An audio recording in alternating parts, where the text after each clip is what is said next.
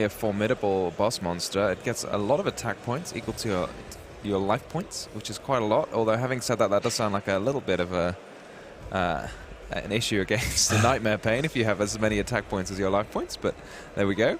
We're here. We start off with Senjin, weeks from a Millennium. So all of these Exodia monsters, or Millennium monsters even, put themselves into the spell and trap card zone first before you summon them. And you can either pay 2,000 life points to summon them, or you can reveal a Millennium Ankh from the hand. I'm not sure if he had one in his hand or he searched it. He had one in his hand. Oh, wow, he's going to save all his life points then.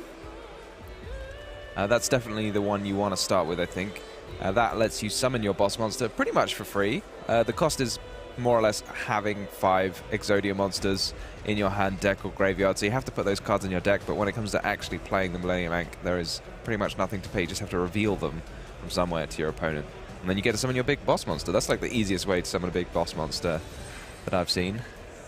Absolutely, and now we go and grab another of these pieces with the Golem. I'll be interested to see what he'll do with these Golem pieces. You get to summon them, they get you free stuff, and you summon them for free. So it's hard to argue with that as a start. And he's going to add the Temple, the Weiju Temple, which lets you get even more Millennium monsters. I think there's only 3 of them, the last one being the Shield. So maybe that came out courtesy of the Temple. Oh no.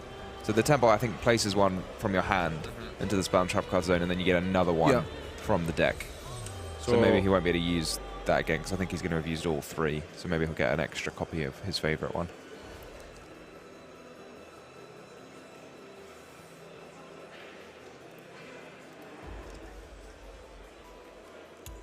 Seems like there will not be a response for now from his opponent, and yeah, this pretty much means we have all we need. Yeah, he's going to get a second copy of Millennium Ankh for next turn.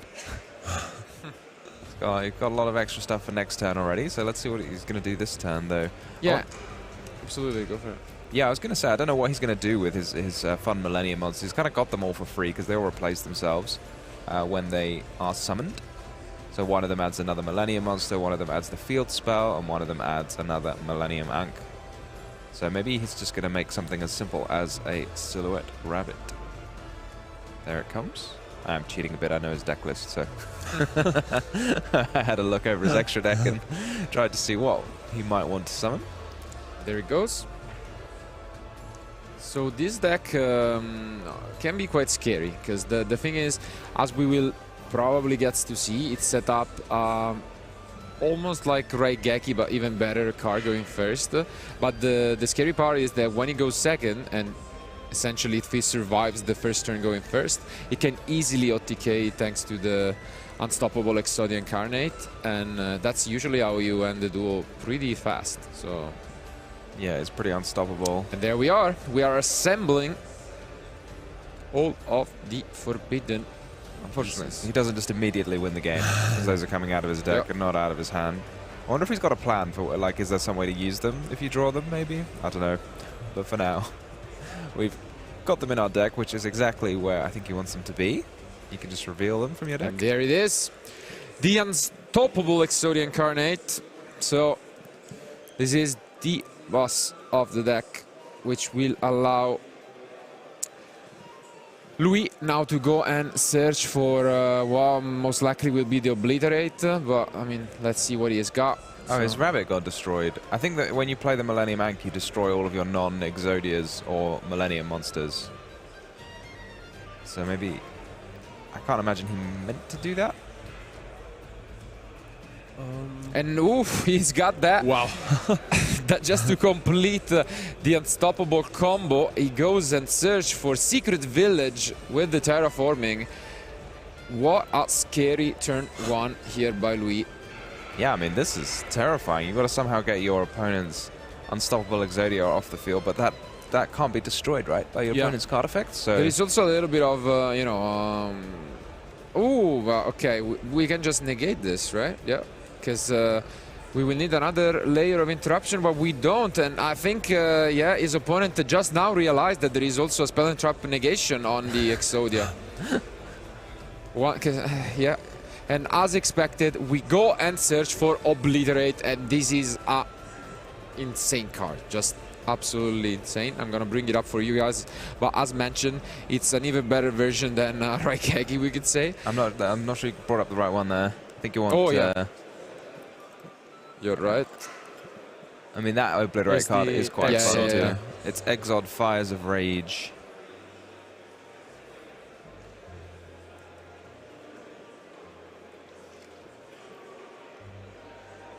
Can destroy all cards your opponent controls, which is always quite a fun thing to do.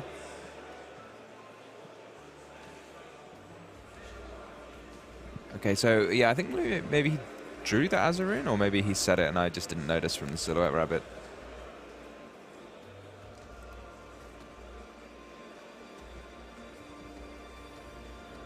Walid coming down strong with a Kashtira. Interesting.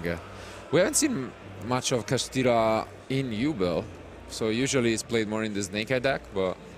I mean, honestly, I love the idea of ripping a card from my opponent's extra deck, especially in like against Yubel or against any deck running Fiendsmith. Like, it feels like pulling away the Requiem can be really powerful, so maybe it just gives you a bit more insulation. If you start with it, then it makes your opponent's hand traps feel very uncomfortable, you know? Yeah, and especially now that obviously no one is deck building for it, you see even a lot of side deck extra deck cards, so most of decks just run one-offs, and yeah, that can be extremely scary. But yeah, I want to see where the synergy comes in. Obviously, at the moment, Louis, I would say, should be expecting more of a Snake Eye deck, because like that's where we have seen again this engine, but I mean, not that it changes too much. Yeah, I mean, he's got the angel statue, he's got the secret village, like... Yeah. Maybe if it was a Fenrir, Louis might have had to negate it, but... because otherwise it would threaten the statue. Yeah, and I see so many spells in the end from full of them. His opponent, yeah. Okay, we're gonna take a look at this extra deck. Don't think that it matters too much now that we have already summoned the Exodia. I think he probably just wants a peek. You know, it's worth it. Make sure you get that attack in before, if the game ends, you know what you're up against a bit more. So, I mean, we know that Louis is running Polymerization, and I think Walid could probably figure that out from having a look at the extra deck. And we are just gonna set as if those would be an anti-spell fragrance, but that's not exactly how it works. And now we can just destroy all of them with the Exod Fires of Rage, and I think we pick... Very powerful card for any deck that can get its hands on a copy. And now finally the deck is revealed. Let's see if we have a reaction from Louis. Seems like he's explaining the Heimer Paint. Yeah.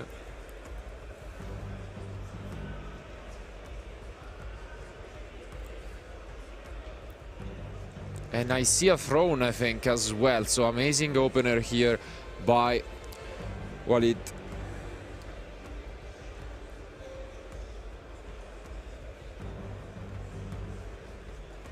And we get the Spirit of Yubel to summon a Yubel from the deck.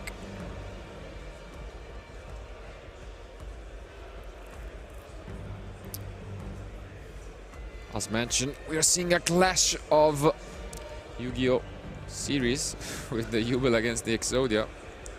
Let's see which one it will prevail. What an opener, honestly.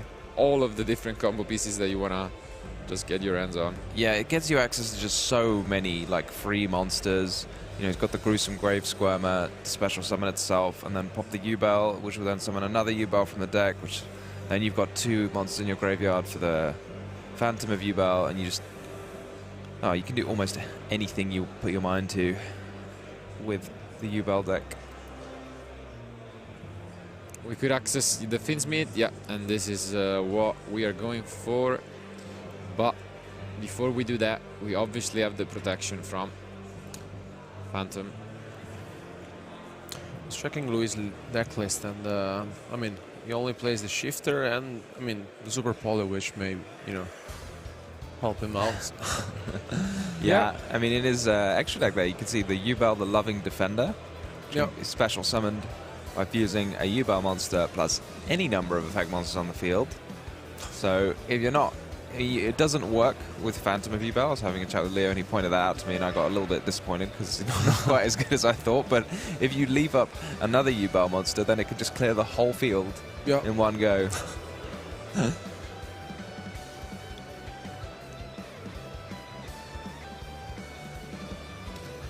Do you think he's aware of that interaction? Because I think if we draw it, we might as well just see the polymerization slammed on the table.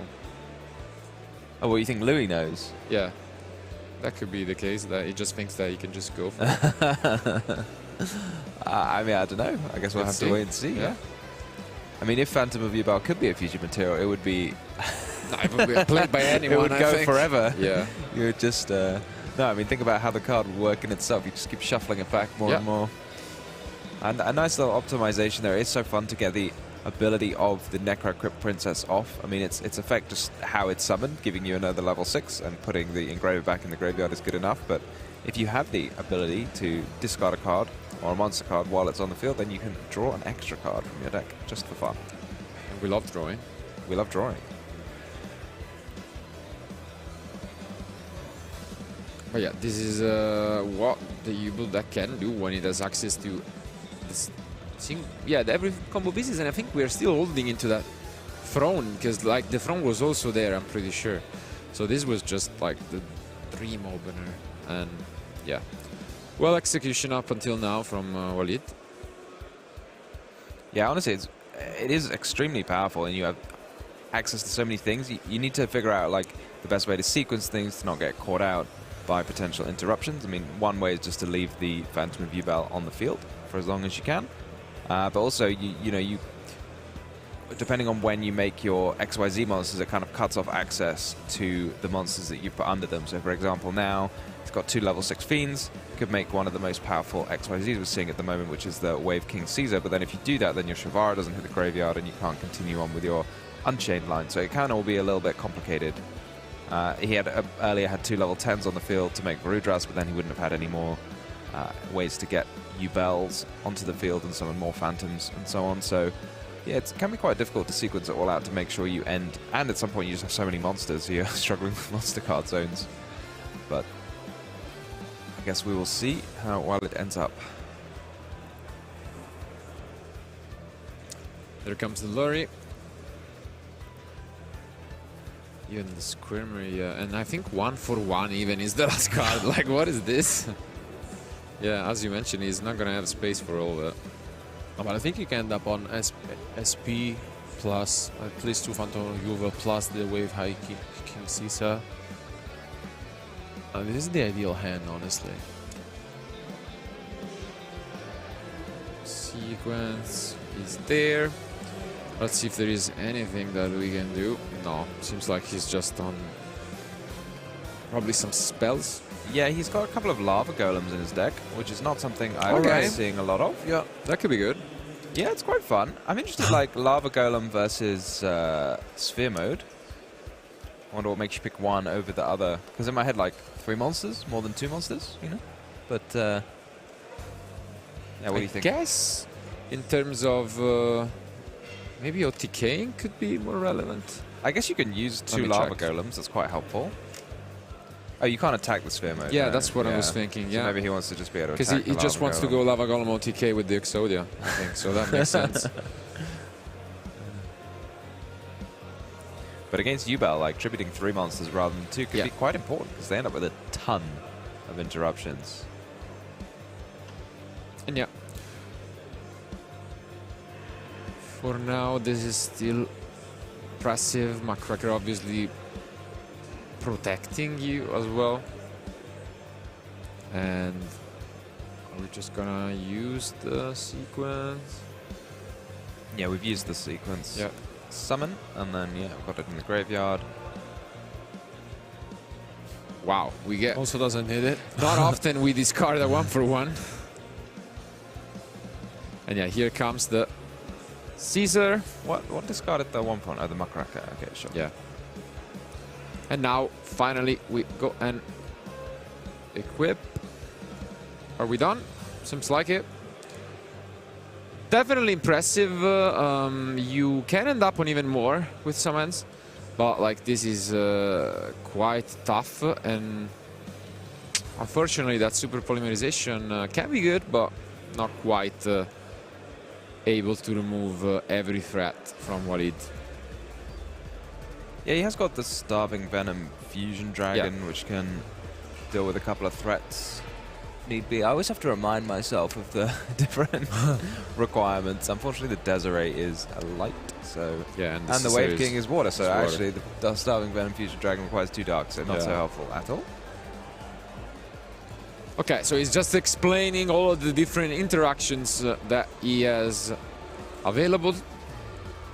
We also have a chamber face down, and yeah. Now Louis draws into the 6th card. Hopefully not that shifter.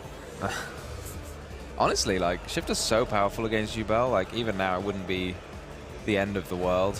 Get rid of some extra stuff, stop the Fiendsmith package from recycling itself. But it is always a bit of a hard one when you think about how good it would have been if it was the 5th card.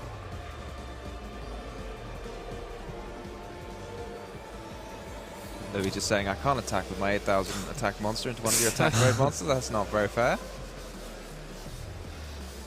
Okay, we can see Louis having a think. We might have another quick one where the player going first just establishes this incredible field. But we do start things off with the Lava Golem. Interesting. Is it just Caesar plus... Yeah, makes sense. They're the ones that are speaking to me. Yeah. Okay.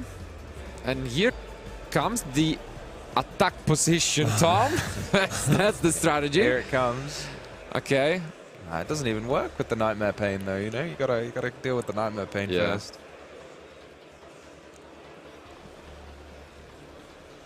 Oh, it was the. Yeah, you just. Ooh, and the feather duster. Oh my god. Forgetting the name now of the Fiendsmith with 3 materials. Shovel it back. Shovel back the sequence, right, to get rid of the Lava Golem. Yeah. The Desiree. Desiree, yeah.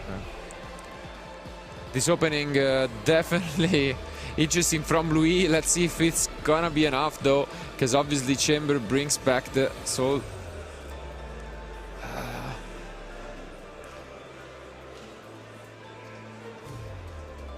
Okay, we do have the Golem.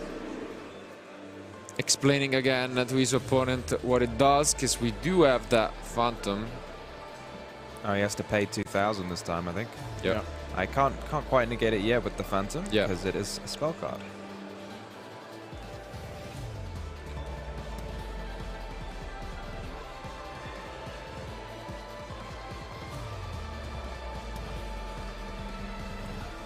Here comes the Temple again. Seems like quite an easy way. You just get 3 monsters on the field, replace themselves. There's not much your opponent can do about it unless they're in the business of interacting with your spells, which, I mean, Yubel's quite strong, but it doesn't do that so well. Yeah, but now we do get to see the Unchained. And this is actually quite strong. This could be enough, but we do have the shield as well. Shield going to get you out your copy of the all-important Millennium Ankh. So all of them special summon themselves and then search your deck for a card. So one of them searches for the Millennium Ankh, one of them searches for the field spell, and one of them searches for another Millennium Monster. Ah, very clever there. So you can negate the effect in the hand. Yeah, negated the effect. We want to see some of that. And they started the exact same start as game 1. So for now, looking good. We do have the Ankh. Yeah, here we go. This, I feel like, gets you to everything, right? Because you can get the shield or the other Millennium Monster. Now finally, whatever's missing. Walid finally take a look. And he has the Droll and Lockbird. This could be annoying. Let's see if it is enough, though. Yeah, that could be very frustrating depending on the other cards in Louis' hand. Does he have, you know, terraforming? Does he have A lot of prosperity. Talent would be nice, at least take a look at Walid's end, but not exactly the strategy that Luis goes for. It's one of those decks where you want to set up. You don't really care about stopping your opponent from setting up once you do it. But yeah, for now it's just gonna reveal. And once again, thanks to Dank, can't forgo those life points. Yeah, I think maybe this golem is just going to be used as a link material because you cannot search your deck anymore. No temple from the golem. The roll, yeah, it's quite annoying. And we are going just straight up into the Silhouette Rabbit. Is there any response? Nope. Hopefully, Louis has more. So I guess maybe... Does the Ankh destroy everything? And Millennium cards. Oh, you can't summon after it, so you have to make the rabbit before you activate the Ankh, which is why he's making the Silhouette Rabbit, even though it's just going to be destroyed by the Ankh. Yeah.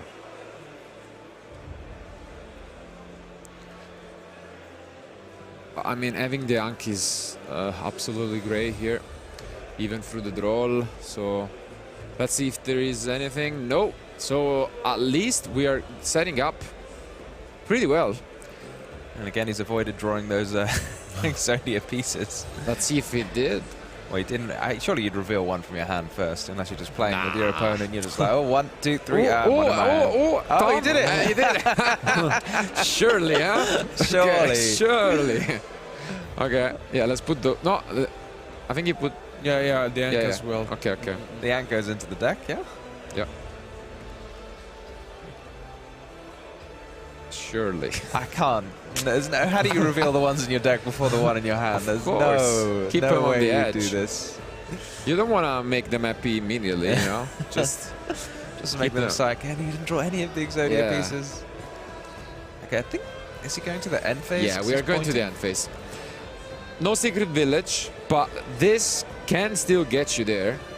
You have the Silhouette set up plus this amazing Fire of Rage, which I'm gonna bring you guys up once again on screen. But obviously the secret village makes a ton of a difference, so let's see what Walid picks up. I do see a couple spells, and I see, I think, an impermanence, so he might have learned the lesson from game 1 of not using it, but... Well, he has to use it at some point, because otherwise one of his other spell cards will get Oh, negated. no, it's actually an evenly, it's not an impermanence. Plus droplet. Oof. Yeah. Is it really droplet? I think so. That would be brutal, it is. Oh, I thought that was going back to the end. And yeah, not much that you can do about this. I guess... this is a tough call. Because on the one hand, you want to keep the statue, but... I mean, did you need to send the birth there? Like, if you just negate the statue, isn't that it? Because the Exodia has been used already. I mean, I guess the birth No, is but probably you not need to gonna negate it to resolve the evenly. So that's the only issue. Oh, yeah, you do want it to resolve, you're right. So yeah. I gotcha. Yeah, that seems like Walid just had everything he needed. I guess good for him. He sided those cards. He drew the perfect combination to fight back. And now he's in the driving seat. What an opener from both. But tough combination to fight back for Louis. It feels like quite a combo against almost any deck, right? Because yeah, how many decks are going to be able to deal with... yeah, draw evenly and droplet. Yeah, I mean, just evenly droplet against... Like, it's very... You're right, the droplet is going to force through the evenly an awful lot of the time.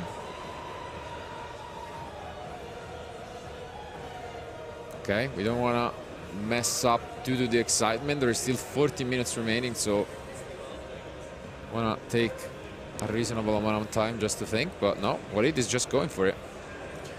He can smell weakness, and of course you still want to play somewhat fast just because your battle phase is gone.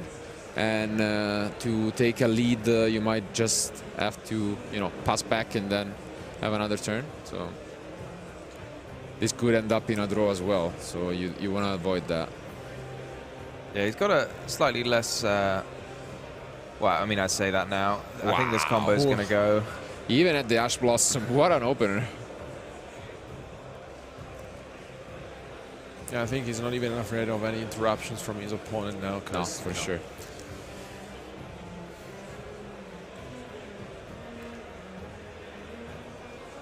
And yeah, as expected, we just get to the Nightmare Pain and we can keep going. Great showcase of the Exodia deck from Louis, but right now he has his back against the wall, trying to stay in this, because let's keep in mind, to make it to the top cut, you need to go 9-2 or better. So a loss here would guarantee that the duelist is out of contention for top 32. Yeah, I mean, here we're going to see what you get to with literally just one Fiendsmith Lurry, well, one Fabled Lurry.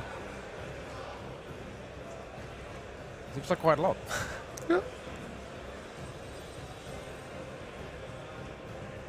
And yeah, the Yam as well, obviously. I reckon he sided out the chamber. I feel like a lot of players would side out extra trap cards from their deck when going second. He's built different. Maybe he's got it. Maybe he's got it, yeah.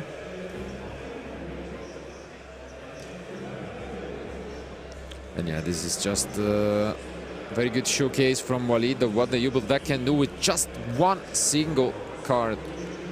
One little Fabled Lurry. One innocent You little. Imagine telling someone like 10 years ago, you just need one Lurry. It's full combo. It's full combo, and they'd feel like they'd read the card. Yeah. Like, what? What?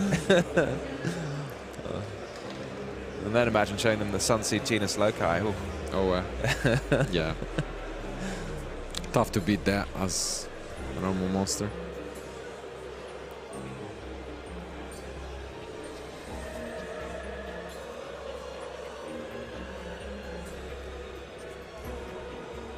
Keep on going. Here comes the Grave Squirmer. Getting the Yama into the graveyard before using the Shivara, so you can use the graveyard effect of the Yama. There he goes.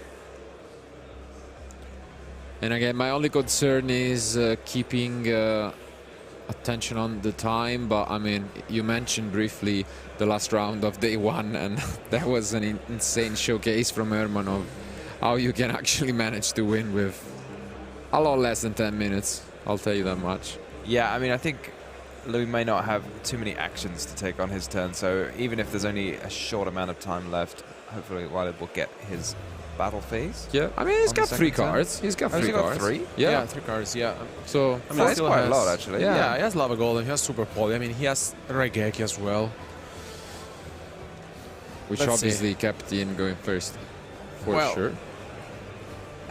I mean, 3 cards in hand, we don't know, so why No, not? but 3 drawing to 4 is still a lot. Like, so this is not necessarily over, but because obviously the battle phase is gone due to the evenly, so we're not gonna see a swing. But Yeah, it can be tricky sometimes in this kind of topsy-turvy situation where you're trying to build your field going second, because the person going first is going to have sided out most of their yeah, field breaking cards, but you may have sided out a couple of your cards that are like setting up the field, so it's hard to say how it's going to end up always.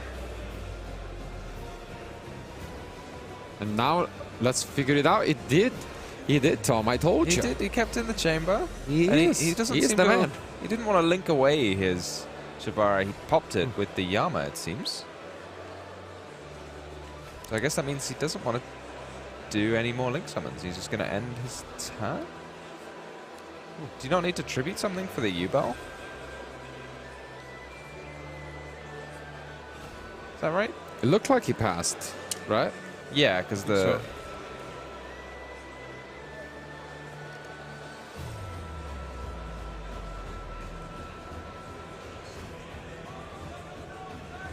Yeah, I think you need to tribute a monster.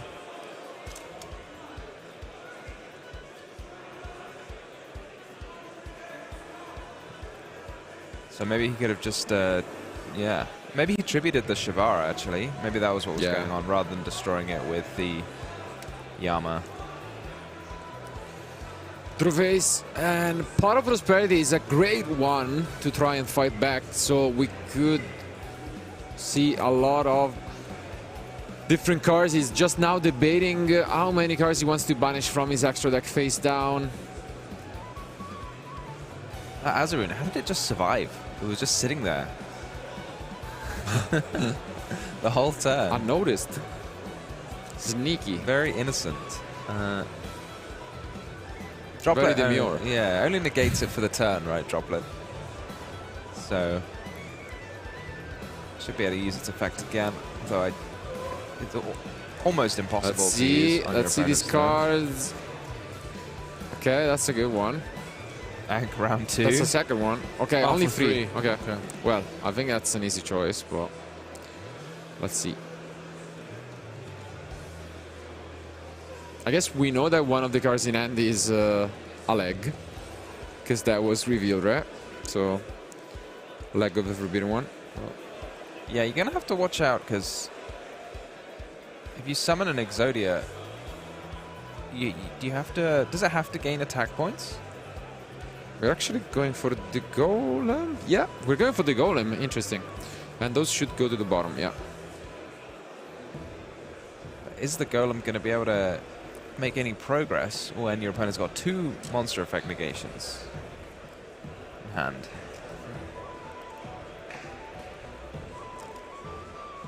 But it's a Golem that guards. It guards, Tom. It is the Look at Golem him. that guards. Look. There he goes. It's guarding. I thought he was able to, like, he negated the hand effect before Wallet. I feel like when your opponent's only got 3 cards and you've got monster effect like negates, And one of them is Yeah, I mean, I will, yeah. you just use it, right? Yeah, but then they hit you with the normal summon of the leg, and then Then it's over. What do you do? What do you do? Make an anima, you know. Yeah. All you need. Exodia and Relinquished coming And together. we're actually getting it, so we haven't negated, and now we might just see the SP as in the previous game. Yep, that's going to be it. So same exact sequence in game 2. But now we do have the shield, and are we going to negate it? Yes. So again, very similar to game 2. This was enough for Louis to pick up his cards, but